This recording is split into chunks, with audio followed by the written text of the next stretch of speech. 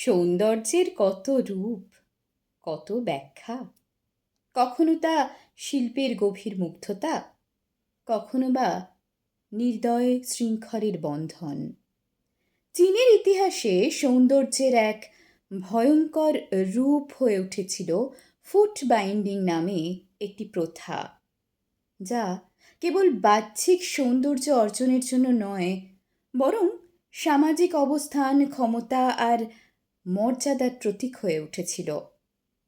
এই প্রথার সূচনা হয় দশম শতকে সং রাজবংশের সময়, যখন সম্রাটের এক প্রিয় নর্তকী তার পায়ের আঙুলগুলো বাঁধিয়ে পদ্মফুলের মতো আকৃতির ছোট পা তৈরি করেন এবং তার নাচ সম্রাটের মন জয় করে। এই ঘটনা দেখে রাজপরিবারের নারীরা ফুট বাইন্ডিং শুরু করেন এবং ধীরে ধীরে প্রত্যেক উচ্চবর্ণের নারীর জন্য বাধ্যতামূলক নিয়মে পরিণত হয় তা। ফুট বাইন্ডিংয়ের প্রক্রিয়া অত্যন্ত যন্ত্রণাদায়ক এবং ধাপে ধাপে পায়ের আকার বিকৃত করা হতো। মেয়েরা যখন ছোট থাকতো তখনই পায়ের আঙুলগুলো পেছনের দিকে মোচড়ানো হতো এবং পায়ের পাতার নিচে চেপে ধরা হতো।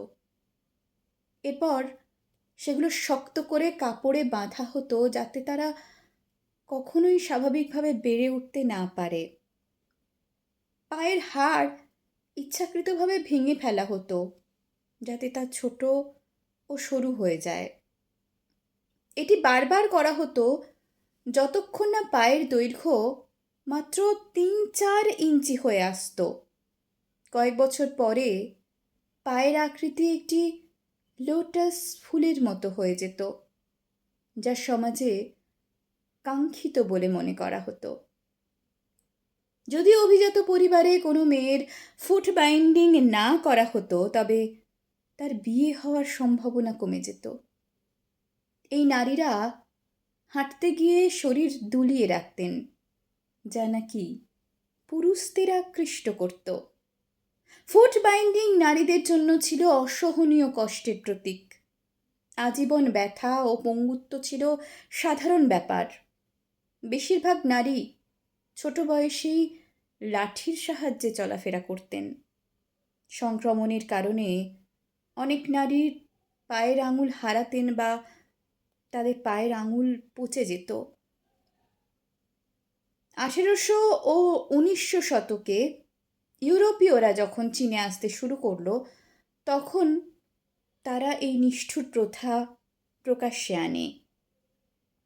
চীনের নতুন প্রজাতান্ত্রিক সরকার প্রতিষ্ঠিত হওয়ার পর 1912 সালে আনুষ্ঠানিকভাবে ফুট বাইন্ডিং নিষিদ্ধ করা হয়। অনেক অভিজাত পরিবার গোপনে এই রীতি চালিয়ে যেতে থাকে। 1949 সালে মাও সেতুং ক্ষমতায় এসে এটিকে চূড়ান্তভাবে নিষিদ্ধ করেন। আজও চীনে কিছু বৃদ্ধ নারী আছেন যাদের লোটাস পা রয়েছে।